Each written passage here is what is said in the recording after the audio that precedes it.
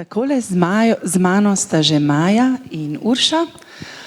In bi vaju najprej vprašala, rekli smo, da je ris ena najbolj skrivnostnih živali. Kakšna je možnost, če gremo na sprehod v gozd, da ga srečamo v Sloveniji? Ja, zdaj v filmu tle smo videli, da so pač dejansko eni imeli to srečo videti risa v naravi. Zdaj midve se z nekaj časa že ukvarjava z risi, pa da bi videli divjega risa v naravi, jaz ga še nisem. Jaz sicer sem ga, no, ampak to so bili eni izmed risov, ki smo jih mi preselili iz Romunije in Slovaške v Slovenijo, zato da bi v bistvu pomagali risom, ki jih tukaj že imamo, obstati. Ker, tako kot ste v filmu slišali, imajo tudi naši risi pač isto zgodbo. Dejansko z Majo smo bile zelo presenečene, koliko enih podobnosti iz tega filma smo že mi tukaj doživeli v Sloveniji. In ena ta prva stvar, pa istočnica je to, da so tudi pri nas v 70-ih letih risa ponovno naselili, prej je bil pa odsoten, iztrebljen. Zdaj, kar smo pa mi zdaj mogli narediti, je pa zaradi parjenja v sorodstvu pripeljati še nekaj novih živali, zdravih, da bi pač pomagali tem risom obstati. Tako da te risi so pa recimo bili taki, da smo jim lahko sledili, vedeli smo, kje so, in smo imeli malo boljše možnosti jih tudi videti v naravi, seveda po naključju, ampak smo pač imeli to prednost. No, tako da jaz sem risa tudi čist divjega in tako že videla v naravi, pa tudi mladičke v bistvu. Okay. Kako pa poteka ta doselitev risov? Koliko jih je že prišlo k nam? Kako se pri nas počutijo? Kje so? Kam ste jih naselili? Ja, v okviru projekta Life Links smo naselili v Slovenijo 12 risov. 6 risov smo naselili tudi na Hrvaško, ker si z njimi delimo to isto populacijo risov. Ne? Te naši risi pa hrvaški, eni pridejo v Slovenijo, grejo na Hrvaško, skratka, prehajajo čez mejo. Torej, mi smo pripeljali teh 12 risov, 6 smo jih pripeljali na ta južni del Slovenije, 6 pa tudi v alpski del. Ne. Zdaj, pri nas je zelo pomembno, da se te risi, ki so prisotni v Sloveniji, da niso samo na tem južnem delu, to je tako Kočevska, Notranjska, ampak da so tudi v alpskem delu, da se bodo enkrat v prihodnosti mogoče povezati s temi risi, ki smo jih videli tudi danes tle, mogoče v Franciji, Švici, Italiji. Ne. To je naša želja, dolgoročna želja, ne, da bi s tem pomagali risom preživeti pri nas. Da ne bi bilo v bistvu treba človeku več loviti risov in jih prenašati po 100 kilometrov daleč, ne? Zato ker gledati moramo tukaj na vse rise, ne na samo na posameznega, ne? In hočemo pomagati vsem in mogoče tiste en, ki ga predstavimo, pač je temu višjemu cilju namenjen. Ne? Prav, zdaj sem pa obljubila, da boste besedo imeli tudi vi. So že kakšna vprašanja? Predlagam, da date kar roko gor tako, in vas bo Sara, je biljaterka naša, vas bo videla, bo prinesla. Mateja, tukaj le smo. Aha, ok. Kar daj tja, ali pa dajmo otrokom prednost, ali prav vidim. Pa zato, da vas slišijo vsi tudi gor, recimo na balkonu. Povej. Zakaj imam pa ris kratek rep? Mogoče zato, ker ga ima lahko. Ker ga to nič ne ovira, ker dovolj dobro lahko tudi s tak kratkim repom lovi ravnotežje in ker mogoče ne potrebuje tako dolgega in puhastega repa kot snežni leopard, da bi se z njim grel kot z eno odejo v tako mrzlem okolju, kot je recimo snežni leopard, ki še vsem tukaj pri nas ni toliko mraz, kot v Himalaji. Dejansko pa ne vemo zares, zakaj ima tako kratek rep. Samo ris, izmed vseh vrst mačk na svetu ima samo ris tako kratek rep. Vse vrste risov, 4, kot jih obstaja. Včasih ris pogleda v kamero, sam ne vem, a on vidi kamero ali ne? Morda se mu kaj zasveti, tako da mogoče kamero vidi. Lahko da bi bil ta kamerman toliko dober, da je videl, kameri izgleda, pa se je glih tam vmes postavil, da je pol izgleda. To so že bolj taka filmska vprašanja za snemalce. No? Ampak tudi mi opazimo, recimo, kakšne kamere, ki jih uporabljamo, imam tukaj le eno, da snemajo rise na mesto nas. Tako kamero postaviš v gost, jo naštimaš in ona snema takrat, ko nas ni. Tudi v take kamere risi včasih noter pogledajo. Včasih so pač ferbčni.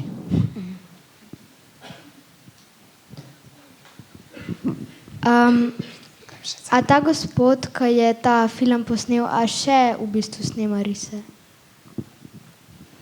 Mi tega gospoda ne poznava, tako da na to vprašanje ne moramo odgovoriti. Bom pa jaz odgovorila, ja, še vedno snema rise, še vedno jih včasih obišče in naprej snema tudi naravo, tudi druge živali ga zanimajo, ampak risi so pa njegova ljubezen. Zakaj imajo pa samo filidi tako, da lahko kremplje pospravijo v šape? Zato, ker morajo biti popolnoma neslišni, da sploh svoj plen lahko ujamejo. Ja, zakaj pa pol volkovi pa drugi kanidi nimajo tega? Zaradi načina lova, ne? Ris lovi zasede, se mora plenu približati neslišno, čim bližje in potem plen lovi v parih skokih. Volkovi lovijo pa drugače, ne lovijo v tropu skupaj in plen lahko tudi dalj časa zasledujejo in ga potem ulovijo, ne, skupaj. V bistvu ga preganjajo in je čisto vsem, koliko si glasen, ko preganjaš plen, pa tako ali tako veš, da te bo tvoj brat ali pa sestra tam počakal, ker ste se zmenili točno, kako boste tisto košuto ujeli. Še eno vprašanje imamo gor na vloži. A boš lahko še gor mikrofon oziroma boš fejs glasno povedal? Zakaj pa je ris takšne barve?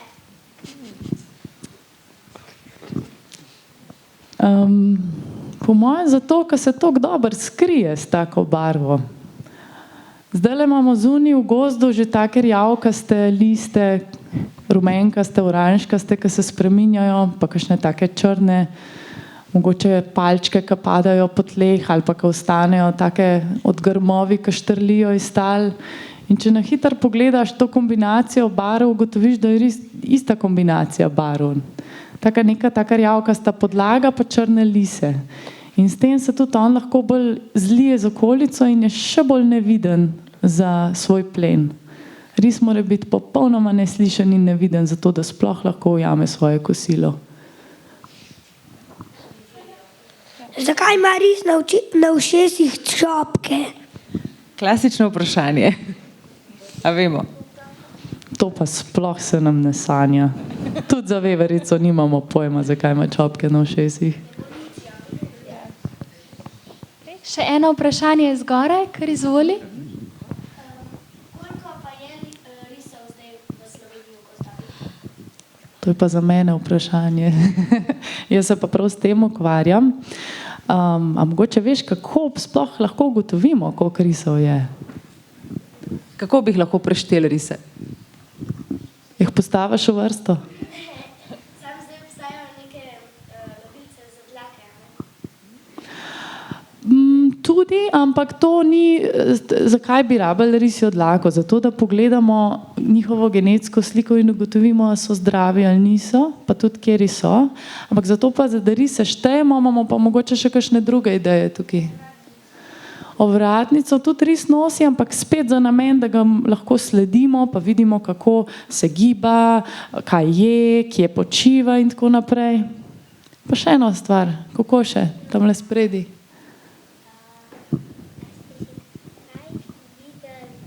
Zdaj še odgovarjamo na vprašanja.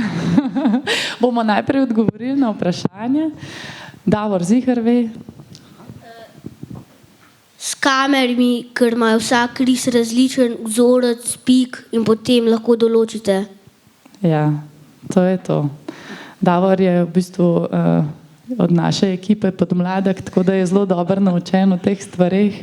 Ampak ja, s temi istimi kamerami, ki sem jo prej poznala, pol rise fotografiramo v gozdu in potem primerjamo slikco. Takole to zgleda.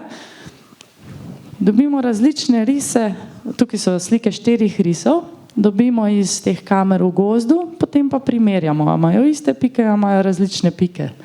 In potem lahko preštejemo, koliko različnih risov se nam je fotografirali in na tak način vemo, da jih imamo vsaj toliko pri nas. Lahko pa, da je kakšen več, ki se pa ni sprehodil pred kamero. To je pa vedno lahko tako.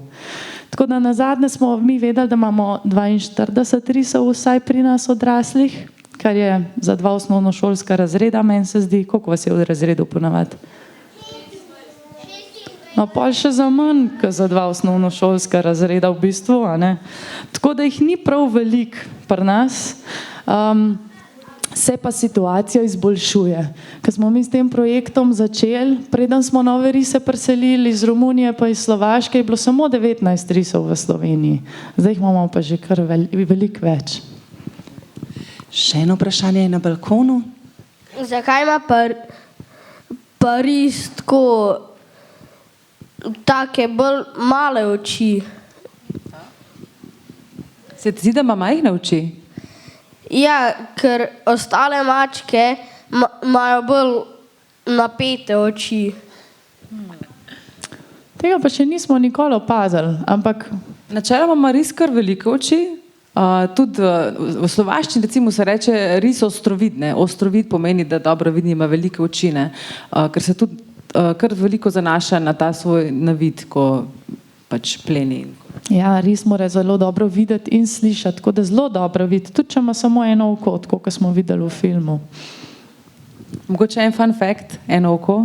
Ja, z Majo sva bile pretreseni, koliko enih podobnih zgodb je v tem filmu bilo prikazanih, kot smo jih tudi že mi dokumentirali pri naših risih. In v Kočevskem Rogu, v Beli krajini, je glavni teritorijalni samec tudi enooki ris.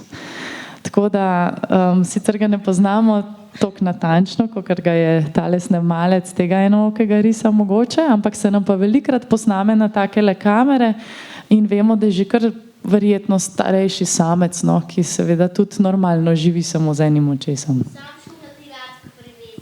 Manjka. A se da te posnetke, ki jih vi naredite, tudi videti na spletni strani? Ja, mi imamo v okviru projekta seveda spletno stran, kjer lahko najdete številne informacije o risih, tako da predlagam tiste, ki vas kaj več zanima o risih, da tam pobrskate. Imamo tudi YouTube kanal, kjer so video posnetki, tako da imamo tudi enookega risa posnetega tam in še kjer druge rise.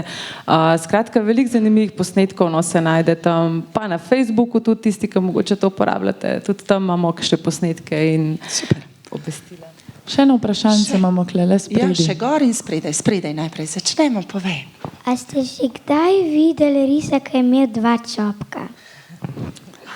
To je tudi naš projektni podmladek mogoče. Ja, zdaj prej smo omenili, da imajo risi težavo s parjenjem v sorodstvu. Preveč so si sorodni, pomeni, da so lahko bolj bolani.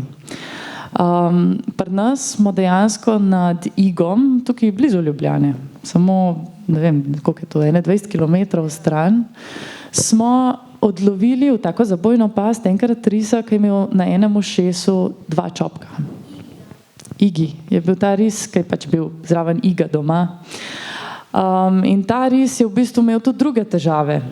Najbolj taka resna težava, ki jo je imel, pa ki smo jo opazili pa tudi pri drugih risih, ki jih nismo preselili, teh, ki smo jih že imeli v Sloveniji, je bil šum na srcu, kar pomeni, da so imeli bolano srce in da so mogoče malo težje lovili pa tekali pa skakali pa tako naprej. Ne. In to je v bistvu taka težava, ki potem pomeni problem za risjo populacijo, se pravi za vse rise, ki jih imamo tukaj.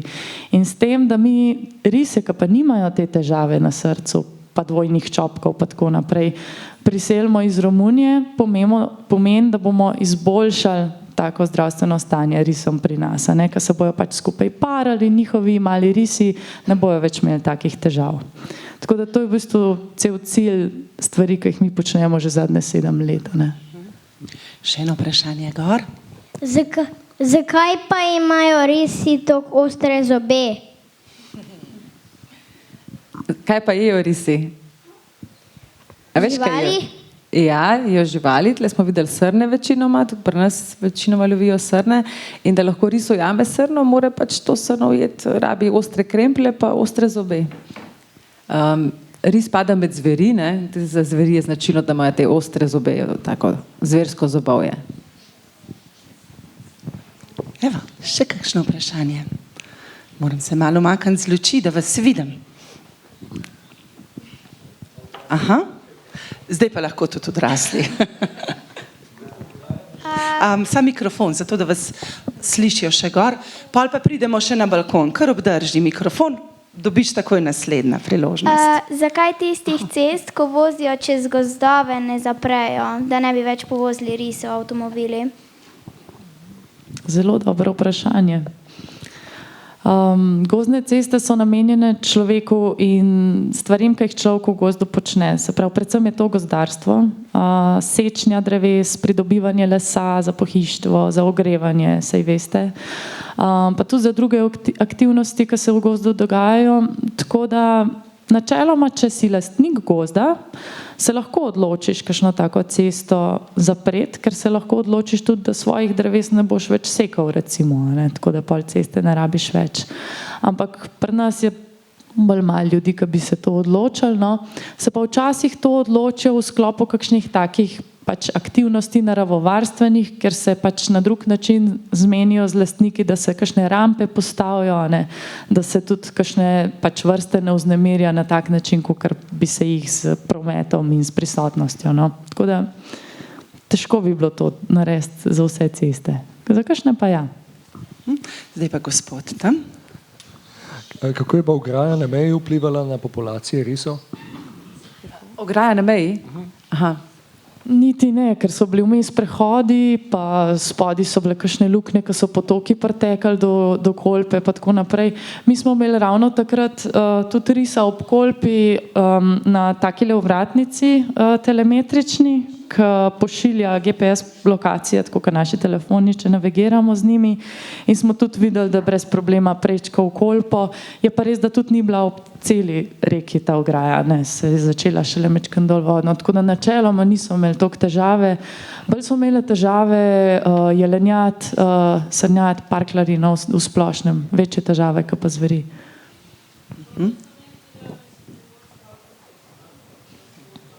Primorska avtocesta je pa zaenkrat ena največjih še vedno barier za risa. Ja.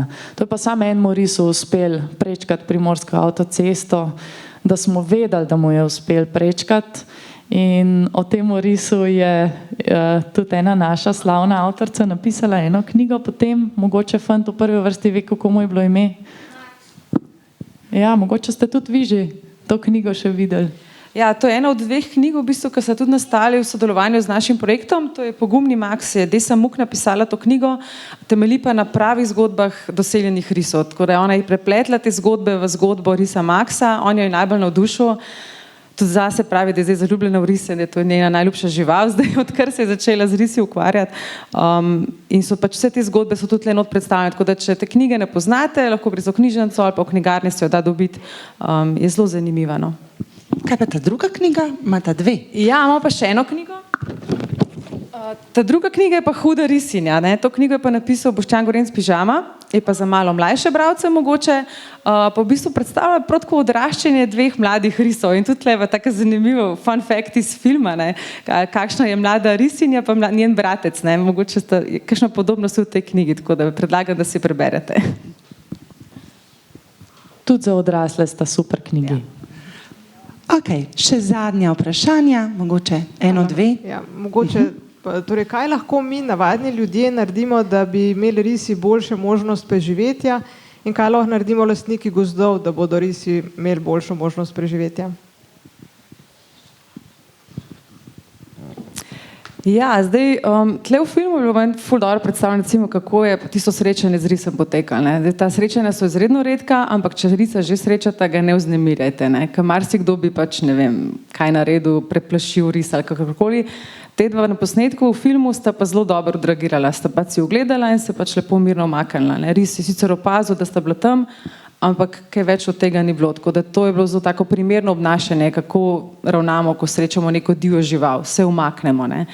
Mogoče nas se opozorimo to, da ne, zdaj, mogoče pri kakšnih drugih živaleh, ko so malo bolj, recimo, da nevarne človeku, kot je na primer medved, situacijo vse bolj previdno in se umaknemo še prej, ne, tukaj sta mogoče si vzela tudi nekakšno minutko časa, da sta si risa pogledala, ampak načeloma, kar se tiče obnašanja ljudi do teh divjih živali, je primerno, da smo spoštljivi, da se umaknemo in pustimo jim živeti v divjini, ne.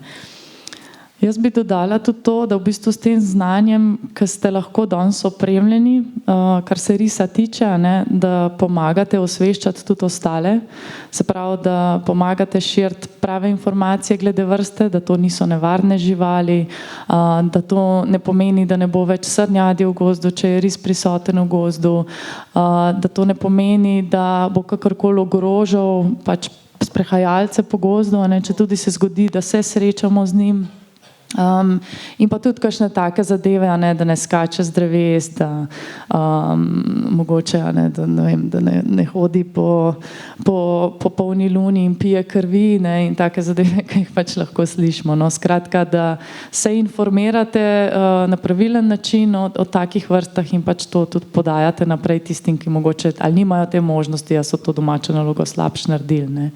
Zdaj, kot lastniki gozdov, jaz mislim, da na vsakršen način pač gozd na način, da je primeren habitat za risov plen in za risa vzdržujete in pa seveda pač za celotno biotsko pestrost. Žal pač ne more en lastnik gozda ne pokriva celotnega risjega teritorija, ki je velik 100 pa 200 kvadratnih kilometrov, ampak lahko pa že veliko s tem naredimo, da smo primer ostalim lastnikom gozdov okrog nas. Ne.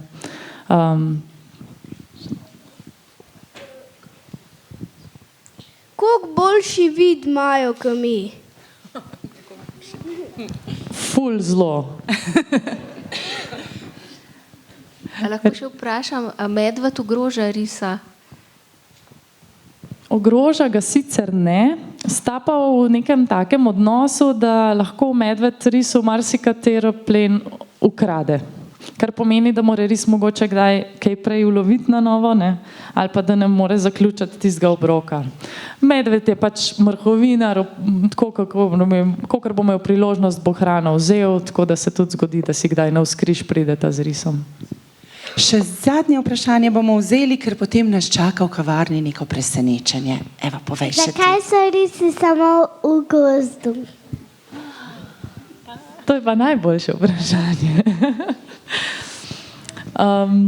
Ker je težko je tudi odgovoriti, zato ker so gozdna vrsta. Gozd je njihov dom, včasih se sprehodijo tudi čez travnik ali pa v gorah, so lahko tudi med rušjem, ampak gozd je risov dom.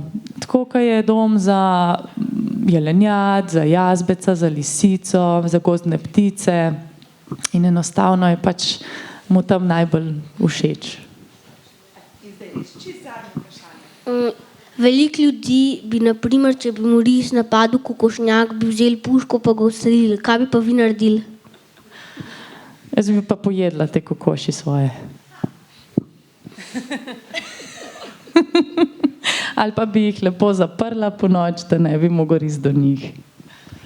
Hvala vam za vsa vprašanja, hvala vama za zelo zanimive odgovore. Lahko si pridete še spredaj, pogledati odtise risjih tac, predvsem pa vabljeni v kavarno na pogostitev in druženje. Hvala za obisk.